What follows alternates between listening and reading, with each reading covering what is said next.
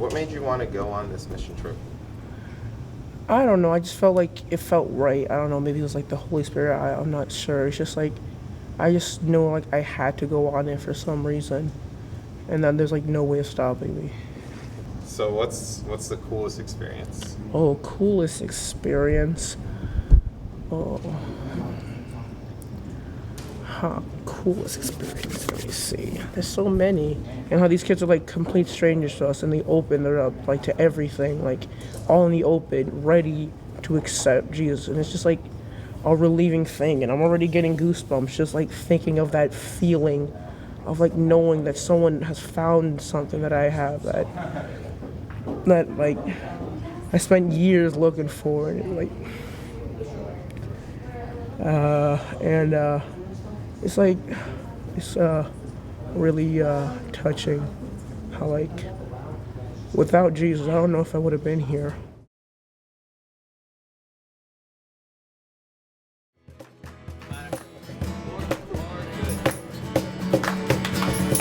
Lord, you are good and your mercy endures forever. Sorry. Lord, you are good and your mercy endures forever. Lord, you are good and your mercy endures forever. Lord, you are good and your mercy endures forever. This year I'm super excited for the mission trip because this is the first year that we have an organized local mission trip. Instead of going international or across another state, we're actually going right to our own backyard, Worcester, Massachusetts. And I'm extra excited because Worcester, Massachusetts is where I was born and raised. It was really cool to kind of have a mission trip that was beyond just we're going to serve somewhere, but somewhere that we had a connection. So we got there, we left early on a Sunday morning and got there for worship service. And that was really cool because it's a totally different type of worship experience than NPC. So the kids got to really experience that. I heard about Charles like growing up in this huge like gospel, cool Pentecostal kind of church. So I was excited to try out something different and have it be that close. It was the first time in a long time that I've actually wanted, to like worship God. This church worships the Lord in a very different way than NPC does, and so it's sort of blended the local mission trip, which is close, with the international flavor of getting something totally different than we're used to, and so that's been fun. I liked when we did when Charles and like his group of friends came and like worshiped with us because it was really different than what we do at Newton Prez.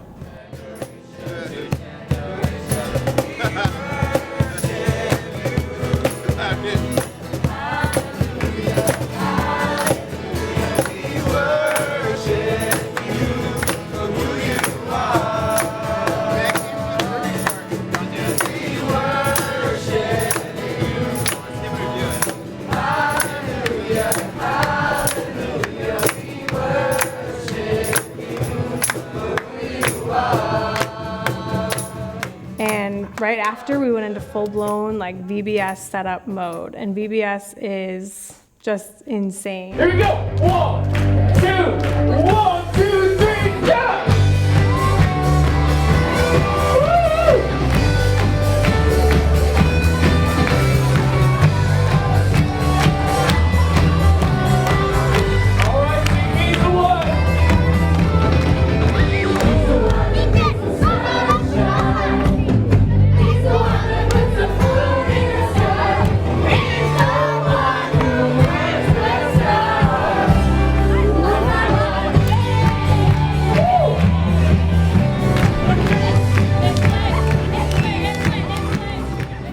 Has been a lot of work, it's been a lot of fun, and it's also been a huge blessing at the end of the day to see these kids get reached. You know, some of them haven't even come to church yet, so they don't even know Jesus. Last night we prayed with the kids, and that was their time to give their lives to God, and that was when we made the best impact.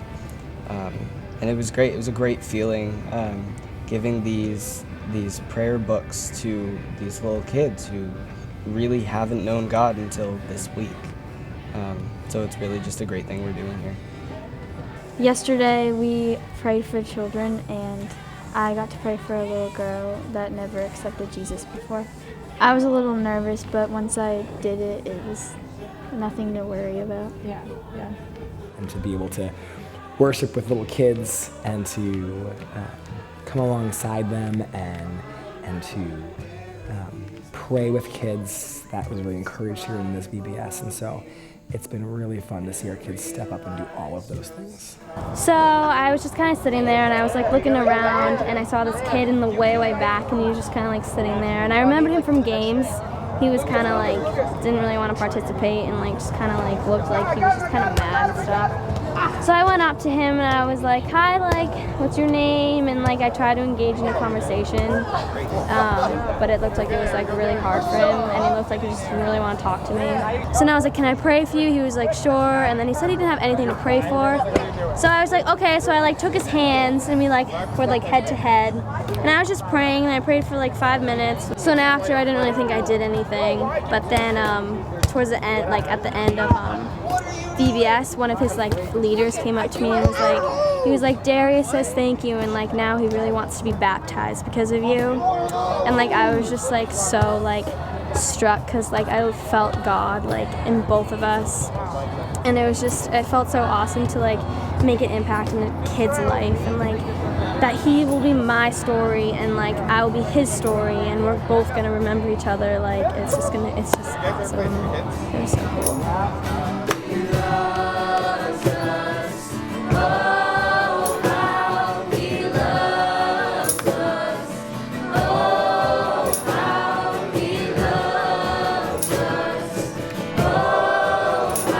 There was this kid named Cody, and like he was just sitting there confused and like embarrassed and like too afraid to pray with Jesus and like pray to him and give him his concerns and like say anything. So I kind of just sat there and I talked to them, and he was like, and then so he was saying like, oh, I asked him if he found Jesus, and he was like, yeah. And then I'm like, then can you pray for me? And he was like, I can't, I'm too embarrassed, I'm too afraid to pray.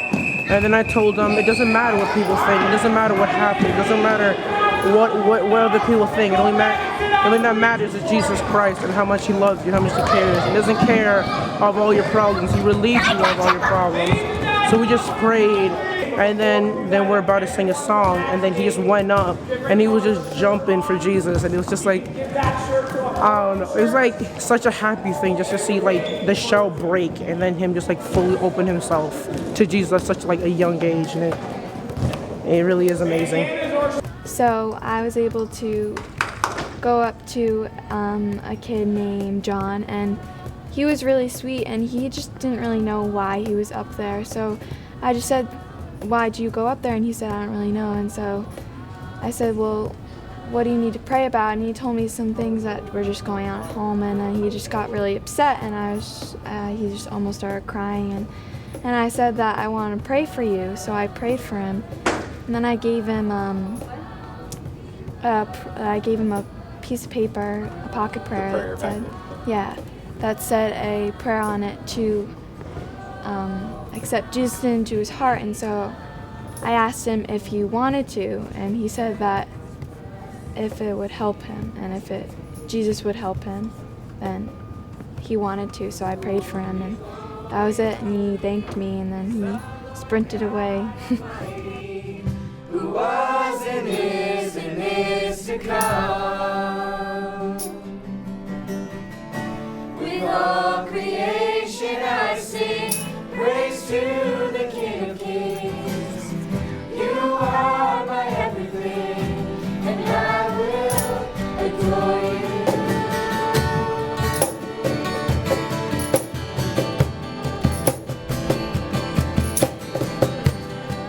It's been a blessing to see everyone all together, like our worship at night. It's ad hoc, off the spot, hymns, whatever songs we want to learn.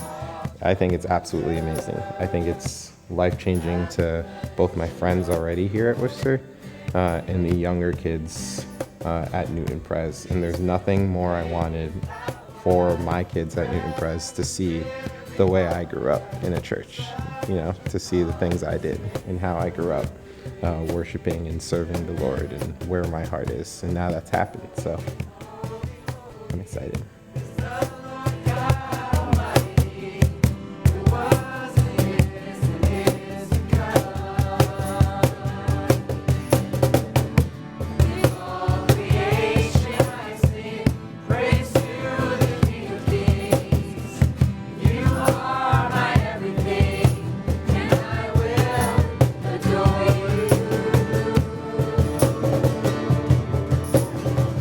When I lived in Worcester, I had a big heart for serving my local community, and we reached kids and brought them to the church and led them through Christ that way. And I saw the powerful impact of what you can do just by serving right where you live. These kids, sometimes we drive up and down the street, and we'll be able to see them, 10 of them, and be able to say hi and stop, and they respect us and they love us because we open our doors to them. And we love on them and sometimes in ways that the families can't. Right now you're in the Great Brook Valley Gardens Complex, part of the Worcester Housing Authority's properties. So within a quarter-mile stretch, I have roughly 6,000 people living. All low income, all family property. We've got inside repairs, outside repairs, and I only have a staff of 12 when I have a full crew. What I rely on is a group like yours doing the voluntary work, because I don't have the manpower all the time to do it. So when I have a group like yours that comes in and say, hey, we'll do anything. In this case today you were painting, and yesterday we were taking weeds off the fence to open up the area, and no matter what you do is a real good blessing for the Housing Authority, and it just saves me all the time in the world, and it gives me another appreciation for all young kids.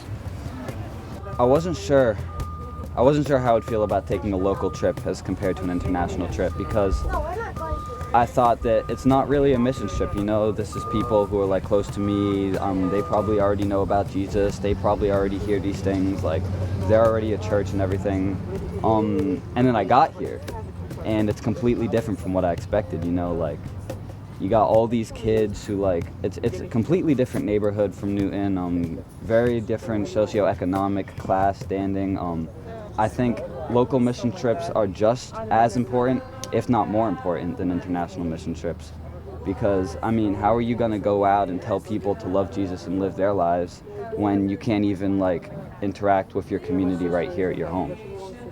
People need help everywhere, other countries, right in your neighborhood, and we need people to step up and do it.